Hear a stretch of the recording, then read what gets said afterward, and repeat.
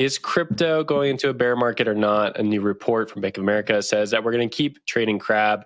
Interest in the space in terms of money and development across different chains continues to see pretty normal levels across what we've seen for the last 2021, 2022. They don't really see anything dropping off, which is a conversation a lot of people in the crypto had for quite a while. Most people in crypto are used to 80% plus drawdowns, these really infamous bear markets that flush a lot of people out of the ecosystem.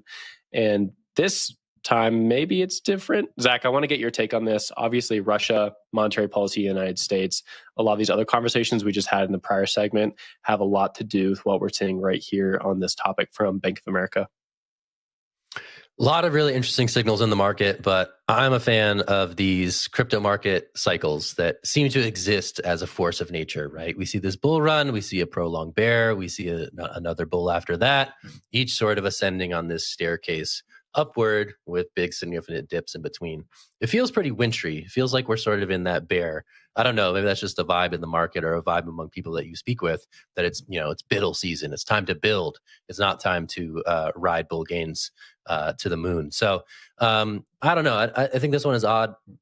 I think, again, there are just all these conflicting signals in the market that kind of make it really hard to assess at this point in time whether or not we are in sort of this traditional crypto cyclicality, or if, we've somehow escaped this cycle that we've seen time and time again the last 10, 12 years. So I don't know. I would like to dig further into the data that they were looking at. It seems to be that the data, at least mentioned in this article, is somewhat sophisticated, but it'd be curious to see if this cycle is any different from the past ones that we've seen. I got to toss this to Naomi for her thoughts, because she has been through many a cycle in her day, and I'm wondering if this is similar to what previously existed in the crypto winter of, say, 18, 19, 20. Yeah, I mean, I love the way we talk about it like that. The crypto winter of 18. So long ago.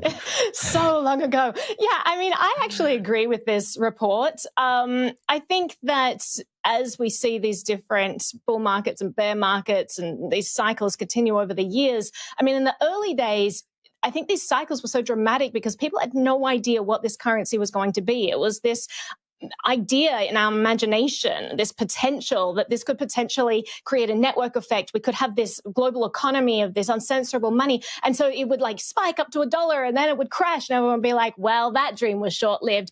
But slowly more people would learn about it. And then suddenly you get another spike. A whole new segment of the population would get involved.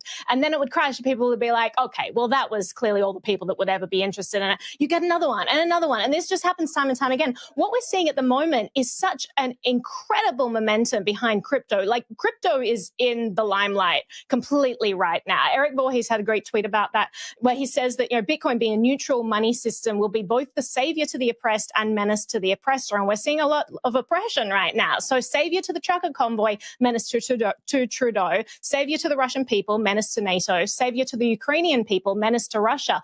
And so, I mean, there are just so many use cases that are being brought to the forefront right now that I don't think anyone is second guessing the value proposition of Bitcoin right now, unless you're Peter Schiff. And he's going to continue second guessing that for like decades. And we'll be like, Peter, come to our side. He's like, no, I already, dug my trench. I'm going to stay in it forever. That was a side note. What I'm saying is that I think that what we're seeing right now in this cycle is substantially different because the mainstream population is in crypto right now.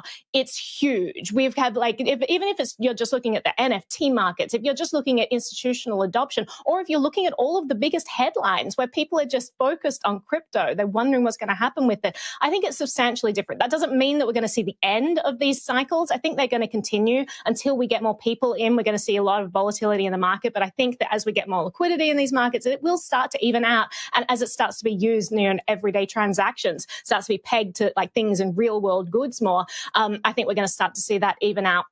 But I don't think we're in for a crypto winter because inflation's still going on. We've got wars, we've got censorship, we've got seizure of accounts. There's just too many things that crypto provides a solution for and too many people watching it right now. I just don't see this being a prolonged bear market.